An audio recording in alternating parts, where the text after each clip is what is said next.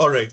Um, Hello, everyone. Welcome to another podcast brought to you by Blue Dots Consultancy Services. I'm delighted to have with me today Mr. Balaji Jayaraman, and we're going to talk and discuss today on the first episode of this podcast on the documentation blueprint. We are going to discuss on the tool selection, discuss on the workflow automation, and the developer-ready solution. So, plenty of things to talk about today and discuss. Um, about Balaji, I know him for I've known him from since I believe it's almost 8 to 10 years that I more than that. He's a lead technical writer and documentation consultant with expertise in creating user guides, API documentation, release notes, and administrator guides for complex software product.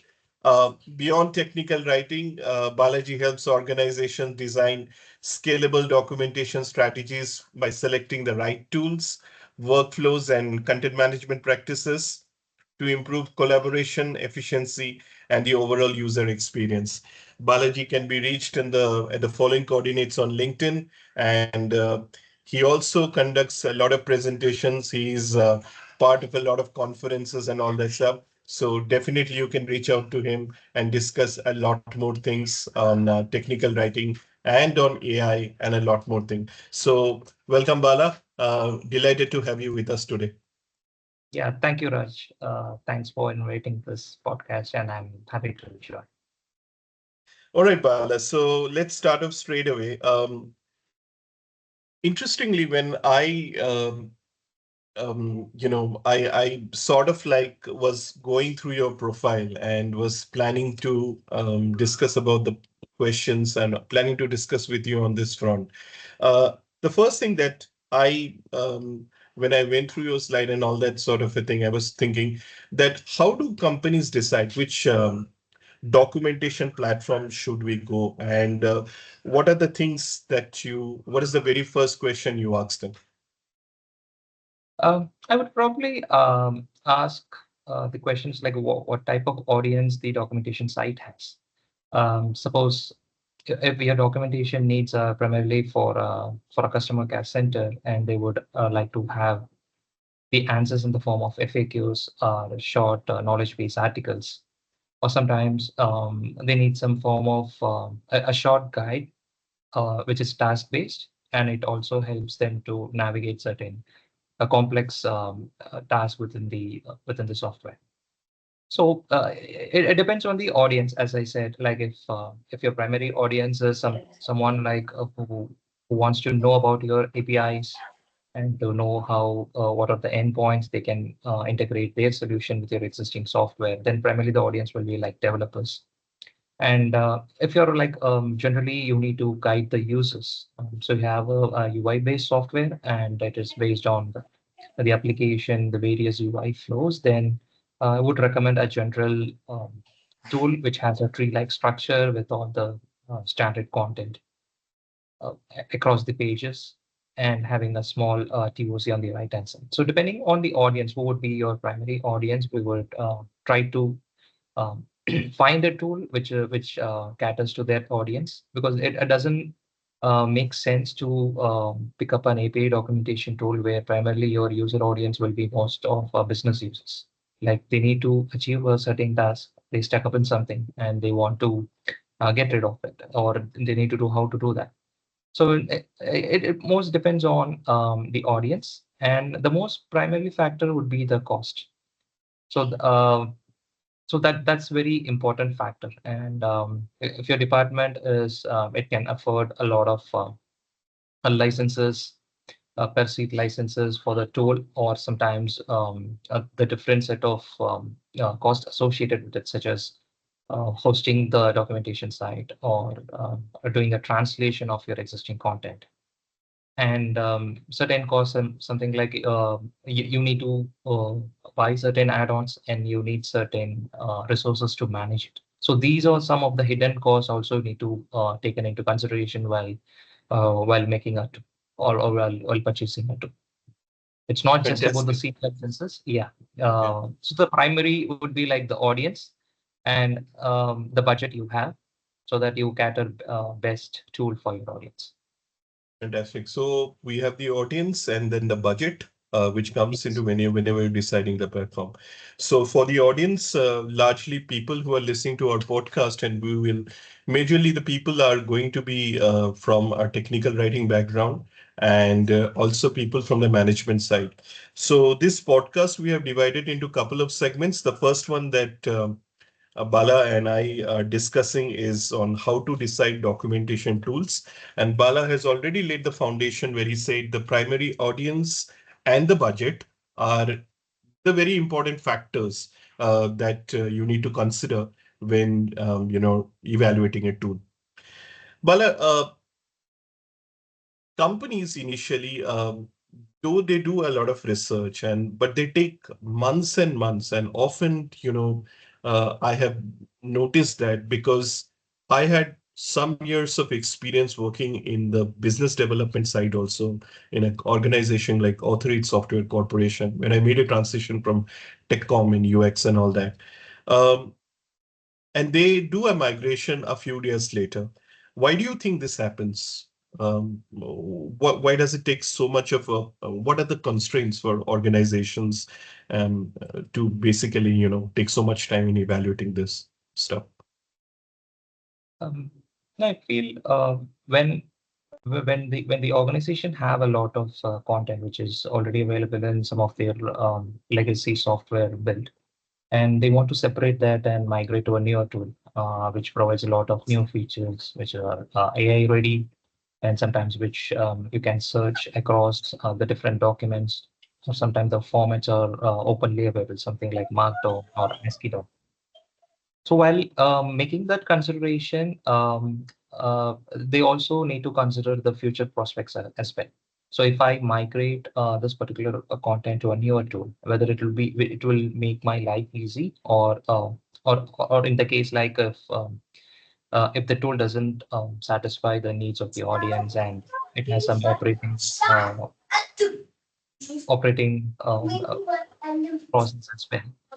So in that case, we need to revert from their existing tool and to make the migration to a newer tool. So that would be the painful for the organization to proceed. So that would take time. Monkey. Uh, Jumping on the chair. Jumping on the chair. Yeah. Sorry, I have a kid actually here. Yeah. Continue, no brother. problem. Yeah. Yeah. And they need to go through a lot of evaluation tools. So even in my previous organization, we nailed to one particular tool, and we keep on looking on the other tools. Because when we try to shorten the list of tools, sometimes it's not just the features. So we need to think about the audience, like how they access it. Whether it's a private access, which is meant only for the customers, or it's openly available for all the users on the internet. So that's one factor. And if you bring the user perspective within the documentation, then you need to manage the addition add-ons, such as you need to manage their login IDs or open ID, and you need to send a secure link. So lot of different factors. If you're releasing some beta release of a particular content, you don't want to expose that to the entire web. So that needs to be accessed by specific customers. And if your particular tool doesn't cater it, and if you have a lot of other features which doesn't have like a particular use case for my scenario, then I would simply look for the other tool. And there may be also cases where we finalize one particular tool and it may get rejected by the other security clearances aspect. Like the tool doesn't provide a lot of enough checkpoints to ensure whether users access the content securely, or it might provide some form of hacks or some form of security vulnerabilities from the outside world. And so in that case, organizations simply they want to go with the tool which is industry standard, even though it doesn't cater to a lot of different features. So we need to go because it satisfies the security features of it, and at the same time, it doesn't cater the latest features we expect. So it's a cycle, and we need to fix upon like you may have it's nice to have 10 or 12 different features in a particular tool, but we need to select these are my primary needs. So two or three is good to have, and three are the must have. So if you go along with the features and you don't think about the other set of features, like whether it provides some other fancy stuff within the documentation or not, because once that's satisfied, you can log in with your organization will be clear. And at the same time, users will also benefit from that. Okay, fantastic. So you spoke a lot about audience influencing the choice of documentation platform. Where do you draw the line? Is there a certain line that you would actually address the customers actually, audience choosing the documentation platform? Yes.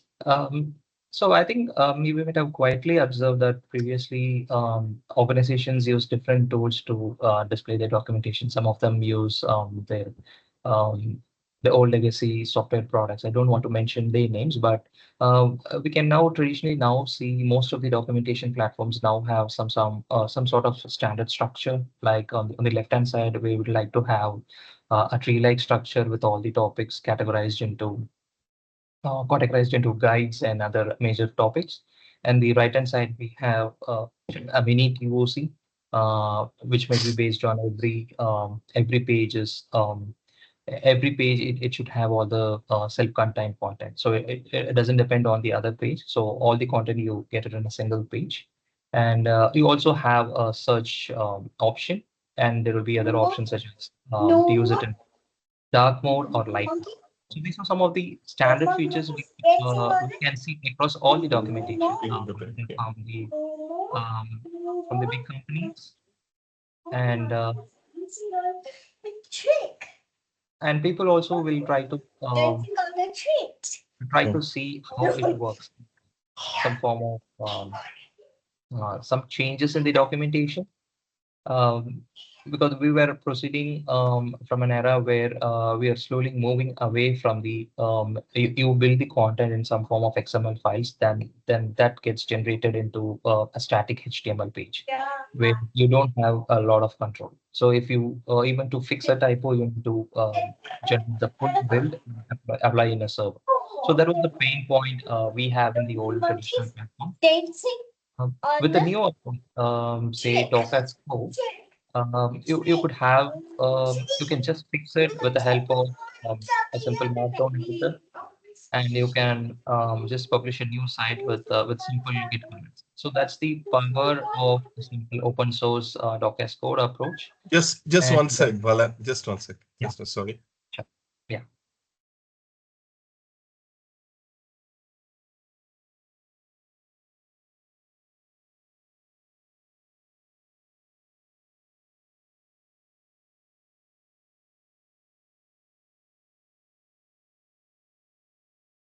Sorry, these two kids are very close to me, so they keep on coming. Yeah, please continue. Yeah. That happens. It's their time to play with, and we are just doing a Mhm. podcast here. So Yeah. Um, yeah. I I also today you spoke about the structure and all that, what's happening in the industry at this moment. One of the other stuff is that today everyone claims to be AI ready, and from a documentation perspective, um, what does AI ready documentation actually mean from a clearly from a documentation perspective? What does AI ready mean? uh, I I don't have the exact definition of what we would call as a or AI ready. Hmm. From the observation, what I felt was your documentation it should be easily passed by the AI. Say if it runs any Python scraper to scrap all the content in your documentation site. When a user types something in their LLM tool or via any agents, they try to get the content, and it should be easily gets ingested by the AI system, and at the same way it can try to reconnect that content with the other existing pages. So now we can see even with a simple Google search, you try to connect the content across different sources. So even though the procedure may not be in a single place, it try to pick up the content, the relevant content, and across different places, and try to match and try to give a procedure which works along with their with all the existing content. So if your content couldn't pass, and if it has been stuck up with their old formats, so that would create like whenever a user try to search via any of the LLM tools, then that would be a problem. And I've recently have seen like certain tools also expose the content via APIs as well. So the once you publish an article, you get that content via API, and even some more content management systems are now introducing in the form of the content in the form of MCP servers. So MCP server is something it's going popular now in the AI world, where you connect to different systems using the MCP server, and in a simpler way, you connect to that to your documentation system as well. Say I'm just making a chat in one of my LLM like Claude, and I try to get some information from your documentation system. Like I don't go through all the pages, and I don't want to make search in in your documentation site as well. But I consume the servers via the MCP server of your documentation system. So in that way, it knows where the content is, and with your search query, it match the exact content and try to give a relevant answer. So in that way, your documentation needs are met. So the user don't want to go through a lot of different pages to find the exact content. And if the answer is no, they can simply they can conclude like the AI is giving their answer by passing your documentation site, because the information is coming from your single source of truth from your documentation system, and ensure like this particular feature or something is not covered. Then you can make an informed decision rather than assuming the AI itself is hallucinates some answer, or the data which you used in your LLM is something different. So that makes a clear distinction between you are providing a documentation side for the humans to the entire world, and at the same time it feeds to the AI system as well. So in what way you interact, your content gets ready for the consumption. Right. So a feature like micro content, Yeah. where it becomes very useful and powerful for the system to pick up the content, exactly give the relevant information. System captures that Yes. information. Okay. Yes. Yeah. Um, you spoke a couple of things about how tech writers need to write for agents. Anything, any pointers or recommendations that you have in mind that how technical writers are doing when they are writing content now, not for the, I mean, writing for agents? What are the things that they need to keep in mind? Um, when when we write for particular agent, we try to test the agent with the help of the existing tool.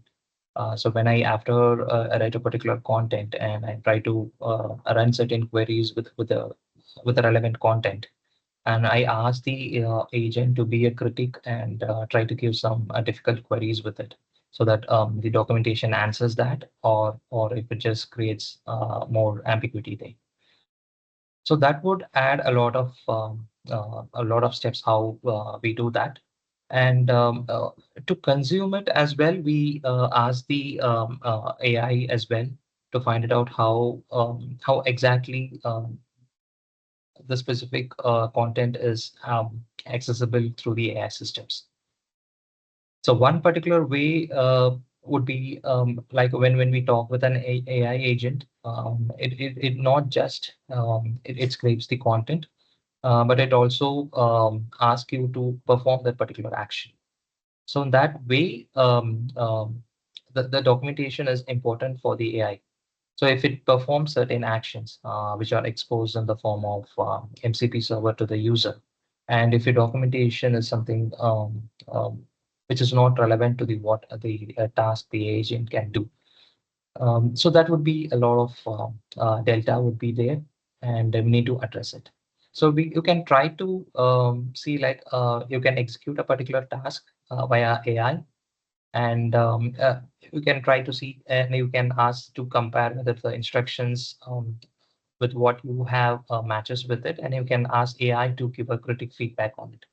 So that way, we can at least we can cover 80% of what AI systems look for, and we can modify the content accordingly, rather than we assume something like these are the important facts or the sentences which AI may use while looking for the content. We use AI to create the content and make the critical review of it, what exactly is required to complete this particular task, and we write the instructions according to that.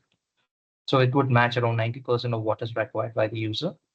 So that would create a lot of difference of the content which is AI ready and not something traditionally written in the other way. All right, excellent. Um, let's discuss a little bit about the open formats. Um, how do these open formats benefit, localization, automation, and long-term maintenance? So open formats, I would like now traditionally we have certain open formats that are existing. The Markdown is very Hmm. it's quite popular, and we have seen Okay. across all different platforms and open source tools adopted. Even GitHub has its own version of Markdown, where we have seen across all the repositories have the README file, which is easy for formatting, as well as to we have a quite support for that particular format. And if your content is written in Markdown files, we can export easily with any tools. So that would be an easy option for the migration projects as well. And if your content is just stick to some of the older formats, and if it is in the CMS of the old systems, then you need some intermediate format to convert your legacy content to an intermediate format and then move to the target format. So if you are planning for a new tool, and if you like to know, like at any point of time, you should have control on your format of the existing content, so which you can make use of in any other system, then it would be a wise choice to use any of the standard formats, and something like Markdown is very famous, and there are other formats such as ASCII doc. And if your Python-based systems are there, you can use RST files. So each and every format have different the pros and cons of it to how we format the content, and it also depends on the type of content your documentation have. If it has more of tables, and if it needs certain tweaks of using HTML, then we need to find a standard which supports that. RST supports some of the standard formats, and you can also include the HTML tags in between, so that you can fine tune the look and feel of it. Even Markdown does, but there are certain cons as well. So if you are okay with it, and with the AI ready systems, it's good to stick to one particular format and test that with multiple AI tools, so that it parses the content very well, so that we don't have any concerns of any AI system not getting any content. Excellent. Now, we just moved a little bit and talk a little bit about vendors. Often we have noticed that organization becomes too dependent on a particular vendor. Yeah. What are the signs that tells you, what warning signs does it actually tell you that too much of dependency is there on a particular vendor? What are those signs? So I would like to quote from one of my experience. So we had one critical requirement, something like we need to sort the versions based on a version picker. So the existing version picker of the tool is not satisfied by the clients, so they don't need to display that in that format. So they need some form of adding some custom code to add it, so that when the user try to pick one of the version, it display that. And if the particular version is not openly available, it just informs that in the form of small pop-up to that.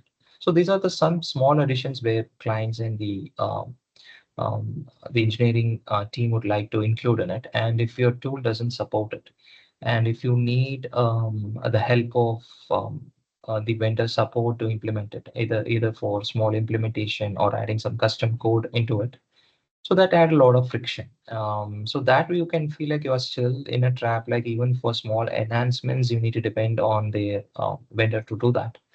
And at the same time, the licensing cost, that would be a major lack of concern for the organizations where they use even these resources are not fully utilizing the license. They need to pay to the fullest extent because we don't know the how many licenses they may need for a particular year, and it may increase or decrease. So depending on that, the budget also has an impact there. And at the same time, we need to live with the cons of the tool as well. So since we locked all our content to one particular vendor, and if we don't have a format which is openly available to export for the other tools, then we feel like we are completely trapped with one particular vendor, and we need to live with the cons of that particular software.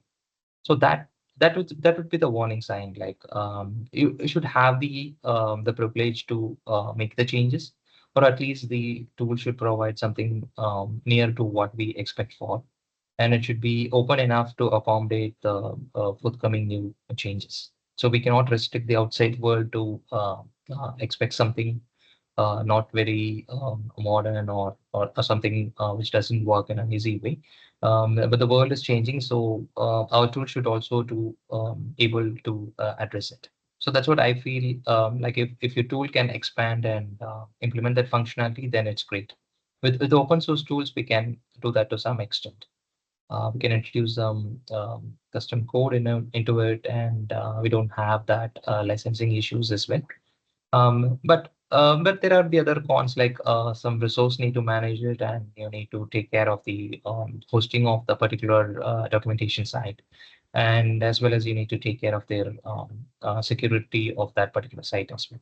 So it's a balance, like where do we invest and what are the benefits we try to get about. Yeah, so that's also one of the reason we see a lot of markdown organizations are implementing markdown in a lot of organizations. We see that, especially when it comes to documentation. It will be interesting Yes. to see how it happens going forward. Um, Quite a lot of repetitive tasks that we have seen in documentation. Where do you see, which ones do you see in documentation automation playing a role? Hmm. The first one we try to automate would be like some form of the release notes. Like if you're doing that very frequently for some of the software, and if you try to bring all the content to one particular place, you can automate it. You can pull the content from Jira, and with the help of AI tools, you can create a custom tool to extract data from your existing system and push the content to your final publishing site. So that would be the one area we can focus on, where Mm. your writers they would just need to ensure like the content reflects the exact change given by the engineering team, and it follows all your documentation styles. So if they ensure across all the tickets, and imagine your has or to has more than 20 sellable products, and each product has more than 4 or 5 releases per year.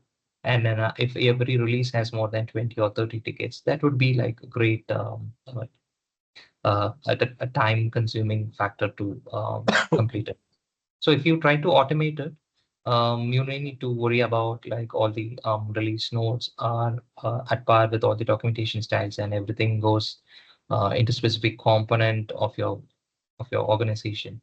So that would be a great time saver, and you also ensure that you can easily trace like what happened with across all the organization process, like how from where they started the release notes process and how it ended up.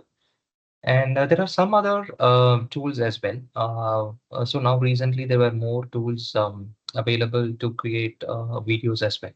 So you try to run through a particular task or a particular concept in your video recording tool, and you once you upload that into the tool, it try to bifurcate the steps into clearly mouse pointers acting at this specific place. It write instructions, and you can also add your own script and make the AI to read the particular script. So that reduce a lot of time now. Say like while creating the videos. Earlier, we need to record it. We need to speak according that sings to you, or you need to do a lot of editing in all the editing tools, and you need to go through different mechanism to process it. And the problem would be like if the UI changes in between and you need to redo the section of the video. And if that doesn't sync well with your existing video, then you need to remake the entire video. So those processes are completely now reduced with the new AI tools. You just simply record the same thing. You refer to your old video and try to replicate the same with the same set of steps. So that would easily adapt to the new changes existed in the software, and at the same time, you quickly you create your videos for your organization. So that will be a valuable asset, and at the same time, you reduce the time to bring the new videos to your documentation site. So these are the two Excellent. use cases which I would see. Yeah, companies are adopting it sooner. Oh, that's nice. So AI plays a very important role in the automation sector, but the important part is humans are still in loop. Yes, Yeah, yeah. yeah. So it just makes the like these are some trivial tasks will Mm, still technical writers need to implement it. So one particular use case I would see like I need to format a lengthy table, mm, and I need to do that in some of the formats, something like a Rusty format, which is not very not user friendly as we have in the other formats.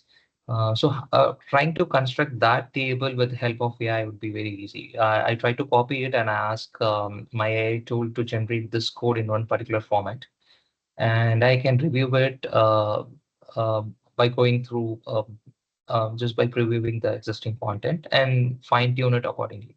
So that would be a great time saver rather than we construct the entire content in that specific format. So traditionally, even though we have modern editors, writers they still prefer to write in their existing tools such as Word or any of the Google Docs, and then try to move the content one by one to a content editor where they try to publish it. So if you have some source and if your AI tool can grab it and make the formatting things, which is a no-brainer, so that would reduce a lot of time. Then you concentrate more on addressing the other issues of the documentation. correct, correct, correct.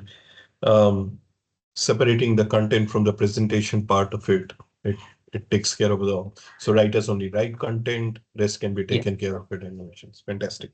All right, we drive to the segment two right now, which is on the AI-driven technical writing overdrive. Bala, I know that you have something to share with us, some of the use cases where AI acts as a co-pilot for the modern technical writers. I'll leave it to you to discuss about these cases for us. Yeah, sure.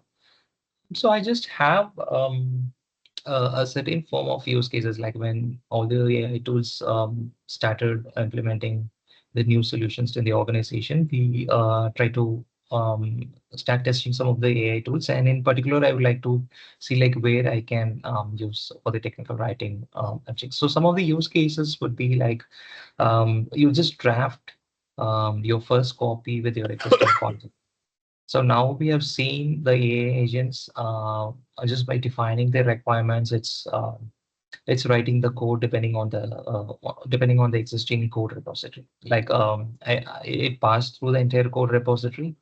It understands your requirement, and then it writes the code on top of the existing code.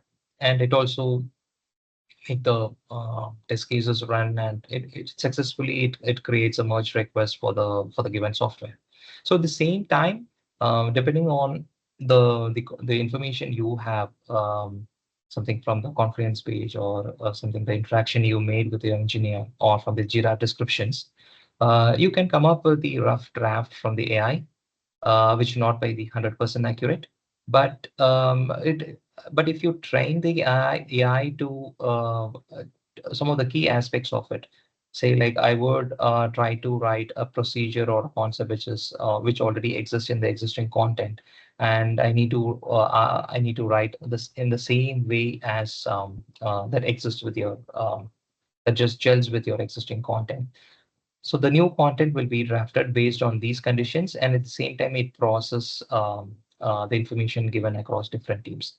So that would give me a greater summary of all the information collected across different points, and it try to give me a draft which is not ready to consume, but I have all my data points ready before I start my first draft. So in the way we try to create a first draft, we may try to create on our own, then we test it, and we found that we missed certain details, and later then we discover like this particular data point we already got captured from one of the engineers.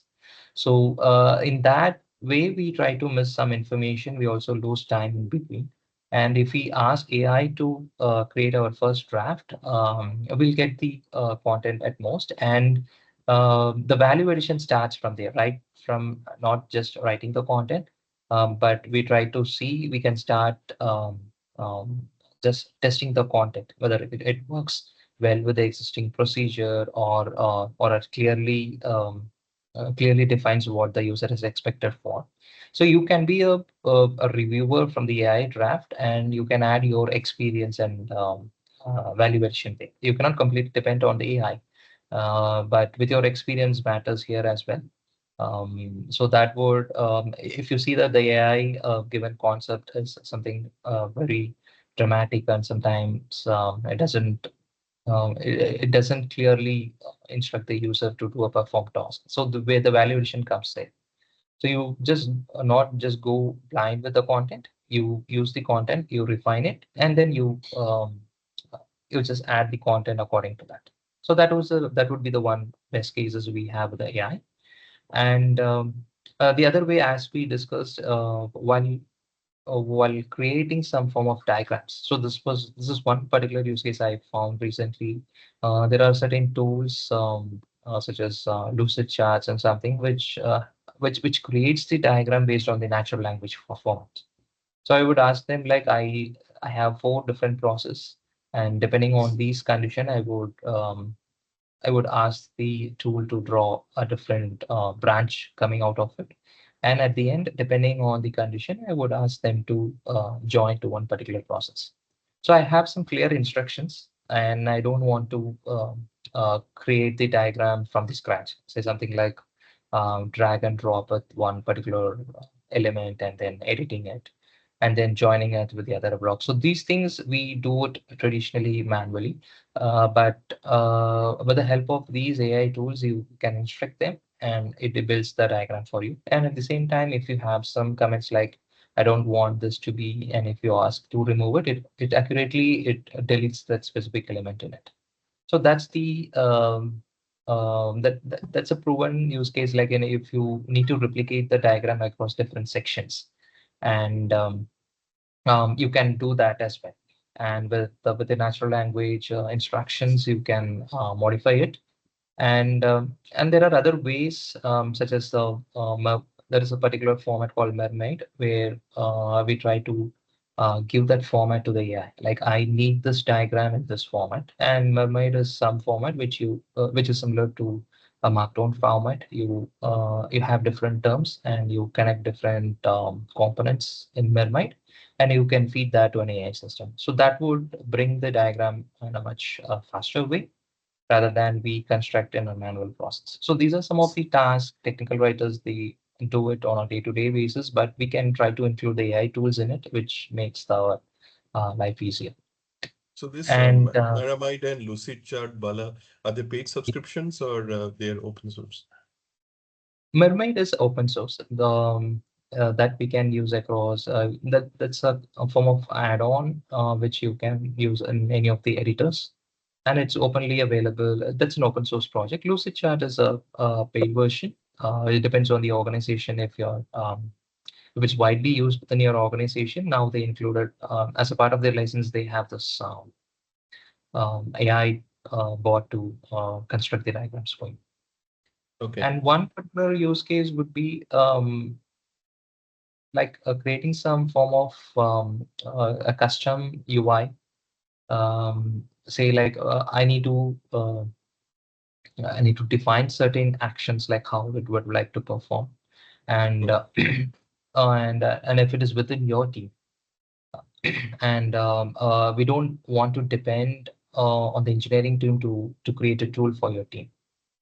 One particular experience would be like I need to add certain tags in some of my content management system. I need to add certain form of lengthy descriptions, and at the same time, I need to define the endpoints according to the place I need to add to it. So these are some of the values where we can generate online. Say if I give 3 or 4 values, so after I click a particular button, it should generate those values according to the predefined format, which I can use in the content management system to use across all my existing content addition task. But if we ask a specific requirement and which has the user base is very limited for the technical writers, and they don't want to depend this on the engineering to perform this task. So you can ask an AI to build some form of browser add-on, such as Chrome or any other browser you're using it, and it builds a custom Chrome add-on depending on your requirement, and you can build the tools on your own, which makes your life easy, and it also it reduces the error. Sometimes if you try to miss one of the URL endpoint and the link might be broken or the redirect doesn't happen. So these are some of the issues we can completely reduce because the values are generated based on the defined rules, and you run the tool with the help of AI. So that would be a real use case, and that would reduce a lot of manual errors we encounter with the traditional tools. Excellent. Excellent. So a lot of stuff for technical writers, and I'm sure, Bala, you are one of the pioneers doing a lot of work on AI and all that stuff, and it's very heartening to hear about these use cases. Um, how much do you see getting implemented? I mean, how do you see in another 6 years, sorry, 6 months, AI taking shape, and how much of a technical writing for that matter, do you see people using a lot of tech writers using AI, and it becomes much more faster and much more regular? Where do you see in 6 years, sorry, 6 months or 1 year AI and documentation?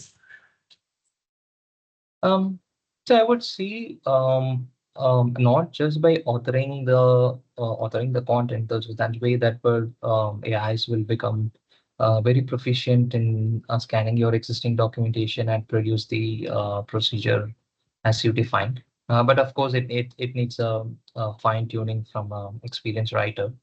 But I would see like the way we consume the content will make completely change. So we don't simply expect user to type a query via search engine and then go through your link and then go through all your content within the TOC and then find the required thing. So now most of the cases either they hit your documentation site and they expect some form of AI agent to present there so that they enter the query and get the answers from AI agent tool, or they do that in their via their LLM tools as well. So the search is very limited. They directly go to AI tool to do that. And as we discuss, if your content is ready to serve them, when it is AI ready to do that, the consumption takes place within the LLM. So they're not bothered about how you format the content or what are the additional things you have, like whether you explain with screenshots or you have some videos to do that, or you have some code snippets to go through it.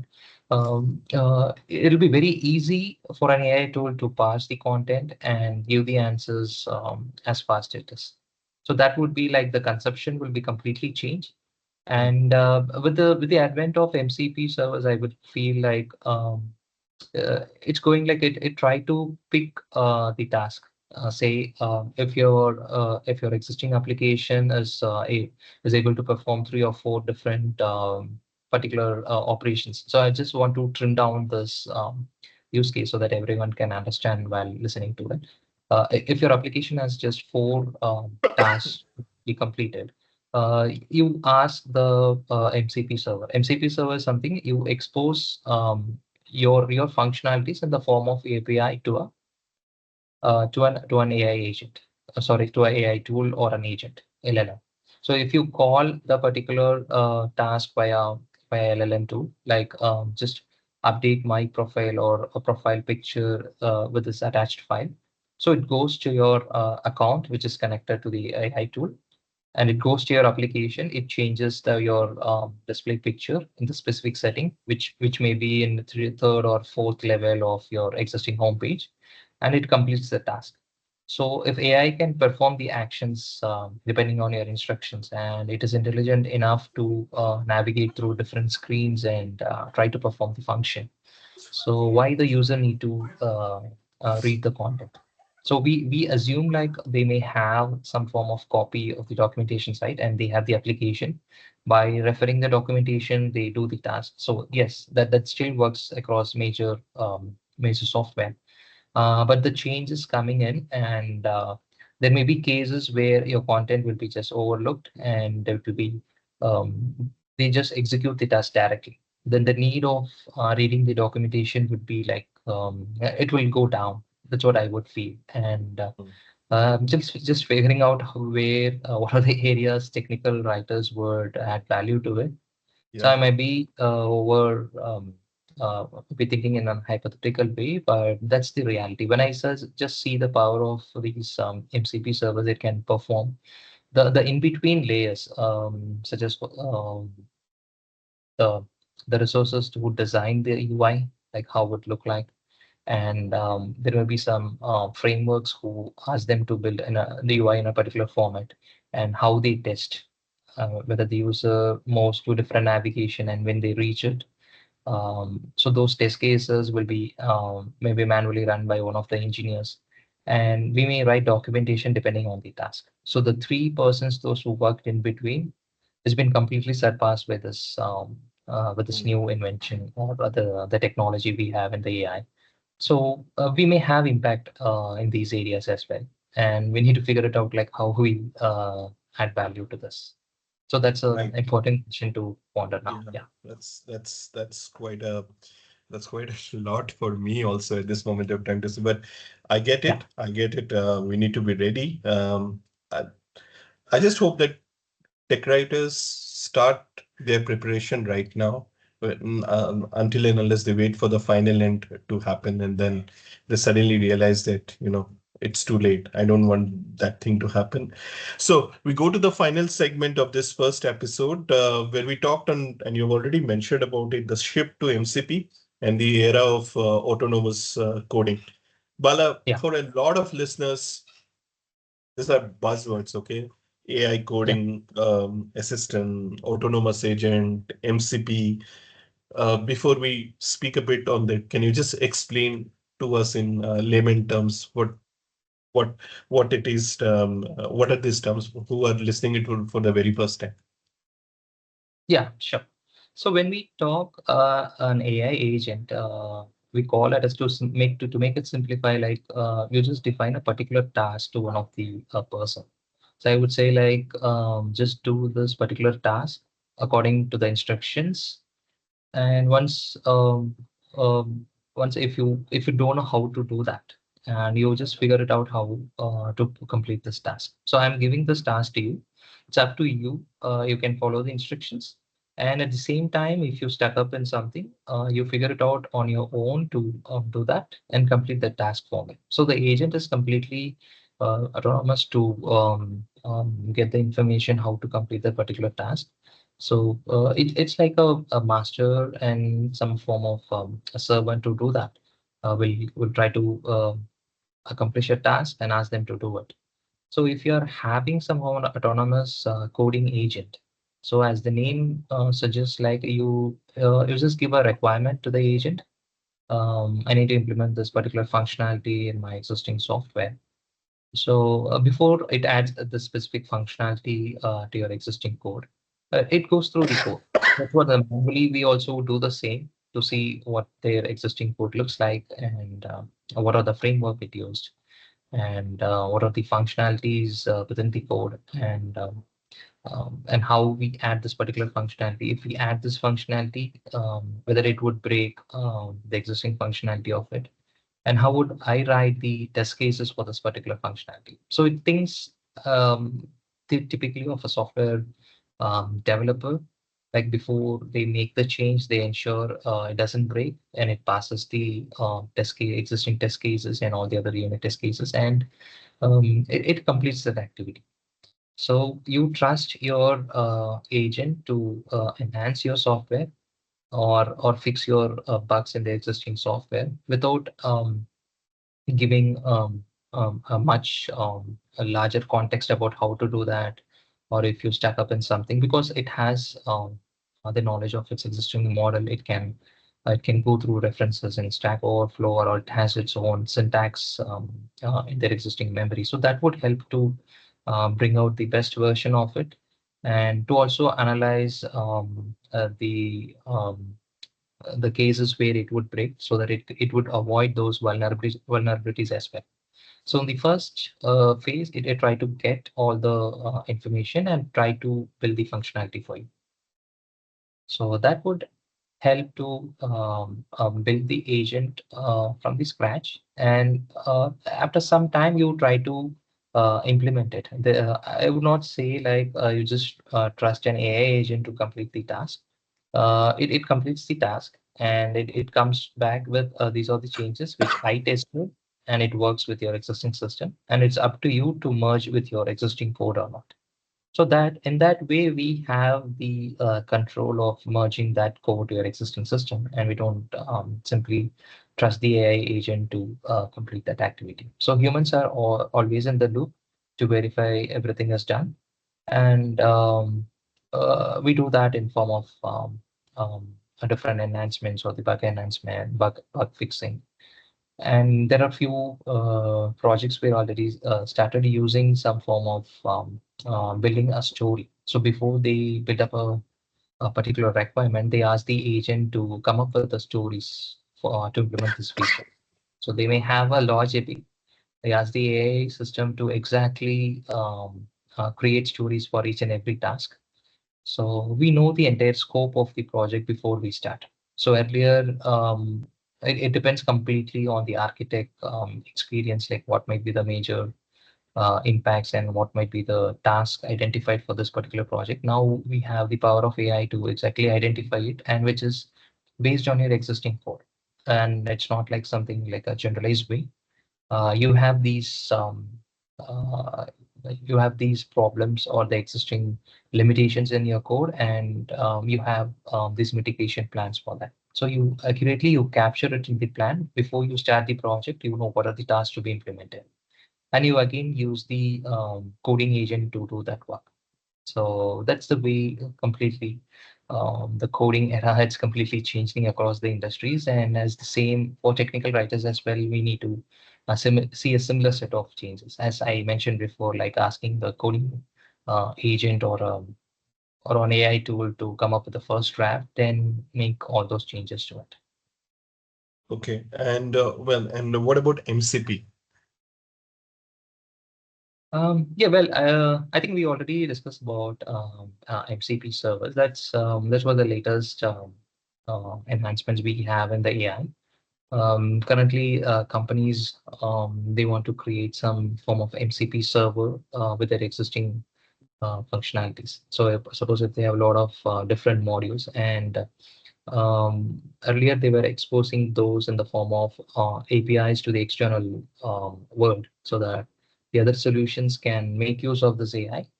So with the help of their API, and then integrate solutions on top of it.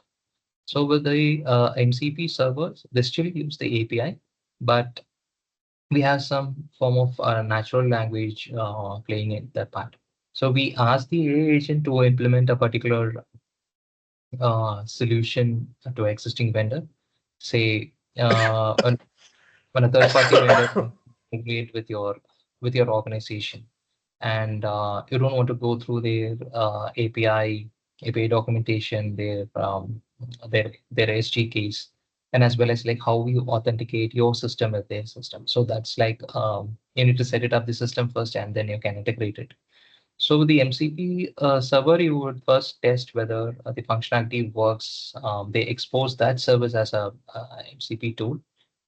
You call that particular tool, and with the help of the APIs and SDK documentation, you ask the AI tool to implement the solution for you. Say like I need to consume the service from one of my third party vendor. So that the typical example would be like to just to get the temperature of a particular location.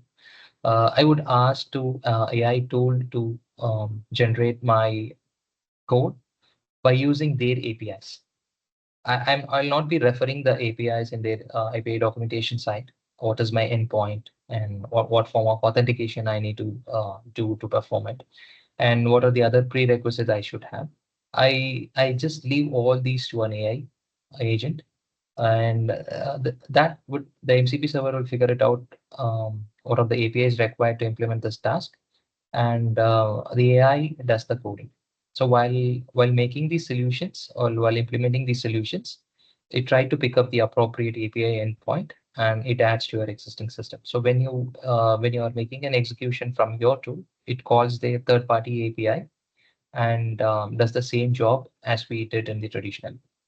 So it just reduces the learning curve, which may be required to integrate a huge solution into your to your existing software. So that's the power we actually now you can see like most of the companies they want to expose their services as a form of MCP server. So people consume that via LLM tools. Excellent. Bala, which engineering tasks are these agents performing so effectively? So they currently I've seen like they go to an extent that they develop the code, they build the test cases, and they also troubleshoot the CI/CD CD pipelines as well. Like if they come up with any of the errors in troubleshooting it, it helps to rectify it. So one particular example would be like when I try to build a documentation software build, it had some issues with the read the docs platform. So where I try to see what might went wrong, and to when I try to push the commit via GitHub, and it should actually trigger a build in the documentation side. And something was missing, and some pipeline had some issues, so it was not building the documentation side. So with the advent of AI, we try to capture what exactly the problem. Earlier, we need to depend on the engineering team to troubleshoot and see what exactly what the problem is, because we have the version like we will not be in a place to rectify it.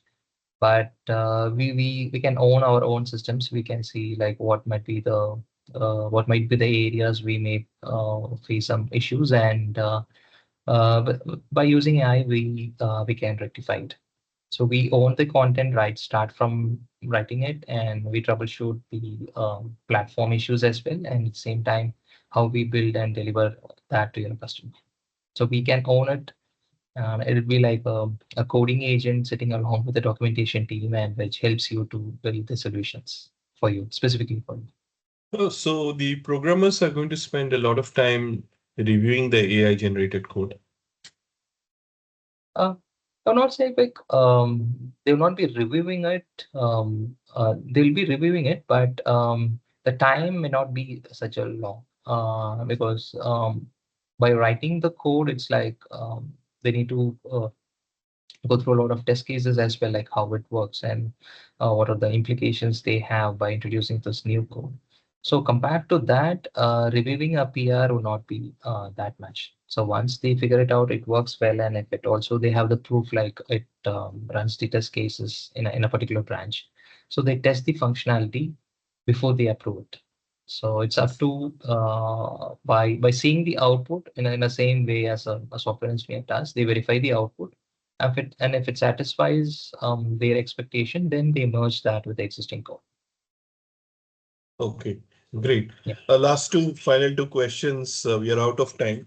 I hear and I'm got my friends who are telling that they're using these autonomous agents to create the first draft of the documentation. Yeah. Where do you think these agents are doing well, and which are the areas of improvement?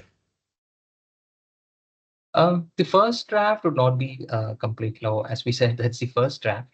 So that Mhm. depends on the different input sources you feed to the system. So I would say it would be very best to create some form of placeholders. So you Mhm. may think like when you're writing a guide to configure a particular software, and if you're not aware of the complete prerequisites, so in that way, you would ask AI to come up with prerequisites. And while writing the particular guide, you ensure like these prerequisites are mandatory to execute it, or sometimes it might be missed by the engineering team as well. So we always have the placeholders given by the AI, and and if you test the particular software, the working software in order to document it, then we have like these are some of the areas we need to ensure. It should be in the document, and we might be missed or there may be lag from the engineering side. But with these placeholders, we try to bridge the gap. We ask the engineering team like these are the major prerequisites given by the AI by comparing with the similar setup with the other organization software. So do we have similar set of prerequisites, or are we missing something here, or do we need to override what AI has suggested? So these are some of the value added inputs which writers they may not have during their first interview with their SME, but where they try to encounter when they try on their own. But that's not the possibility like testing all the software. Sometimes we don't have the environment or we don't have the license to do it. But we ask AI to run a similar test and try to figure it out whether are we doing in the right way or we need a drift and need to check here and then proceed with it. So in that way, that will be a great help rather than just going with what AI says. So I think, I mean, we are still asking the product engineers, and we are still generating documentation from product requirement and engineering design. Um, when this agent starts creating content Yeah. from gathering all this information, what should tech writers do? How do they adapt? I mean, almost 70, I always thought like 60% of the time we spent in extracting information and rest would be in writing content. So Yeah. how should technical writers adapt? So I would rather say in a different way because earlier we depend on SMEs and engineers to give the information and we depend entirely on the documents and we try to build based on what they have as a facts. But now since the coding agent itself is writing or developing a functionality, we would better have more context to it. So if we ask a corporate agent which runs within your organization, and if you ask like for this particular feature what are the major thing happen within the organization, say where are my Zoom meetings which discuss about this, and where are the conference pages which has this particular feature, and what are the Slack uh, the public channels which discuss about it. So it would rather give me all the points which I need to contact within the organization. I would cover a much clearer context rather than going from one person to the other.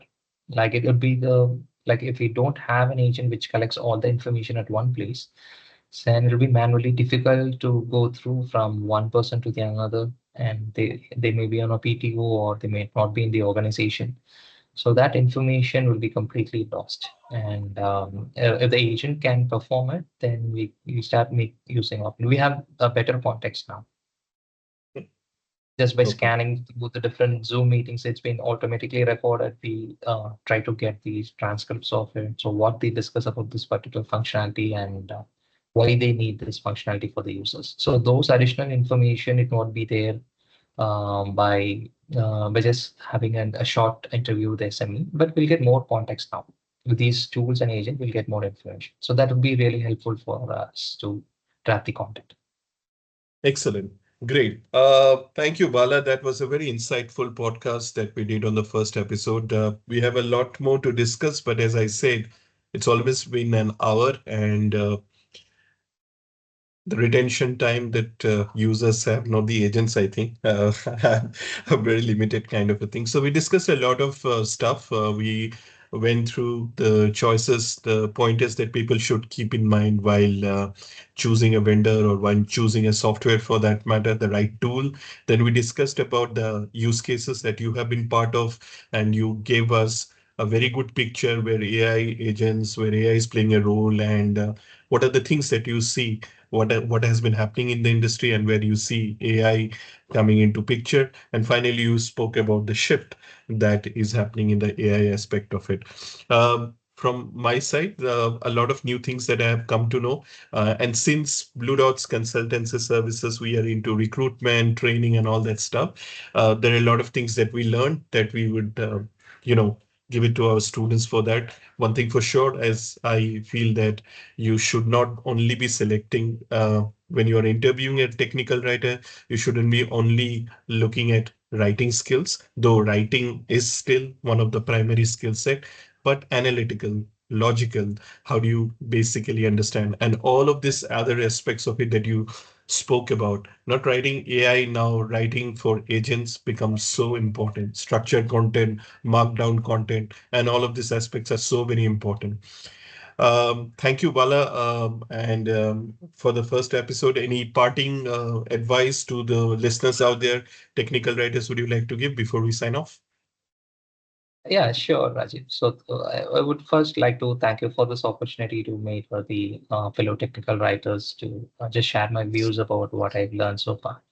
So one particular takeaway would be like just go through some of the latest happenings in the industry. So just you can need to connect the dots like where I would fit in. So that would be helpful in a longer run. Rather than going towards the trends, it'd be advisable to start making something on your own, or just simply set up a documentation site on your own from the scratch. So that would just give away a lot of different things while building a team. And the difficulties we have right from the scratch, and how you publish the document to the end user. So if you just experience it, you would try to fit in where you could help your organization, either from a drafting side, or from the engineering troubleshooting side. You try to host the documentation, and at the same time be relevant to the industry. Select what they need, and what you speak should be synced with them. It shouldn't be it shouldn't just display like we're just talking about the old ways of making the right choices of writing, but with the usage of AI, we should be confident enough in using the tools, and we should make use of that aspect rather than we skeptical about whether it would replace us or not. Excellent. Great. Thanks, Bala. To everyone, Yeah, thank you for listening to our show. We enjoyed bringing the podcast to you. We'll be back with the second podcast, second episode of this podcast very soon. And please do write to us, training at bluedotsconsultancy.com. And we'll be happy to share more. And do let us know what you would like us to bring in the podcast. That will help us also. Once again, thank you, Bala. I'll see you very sure. soon. And good night to everyone. Thank you so much.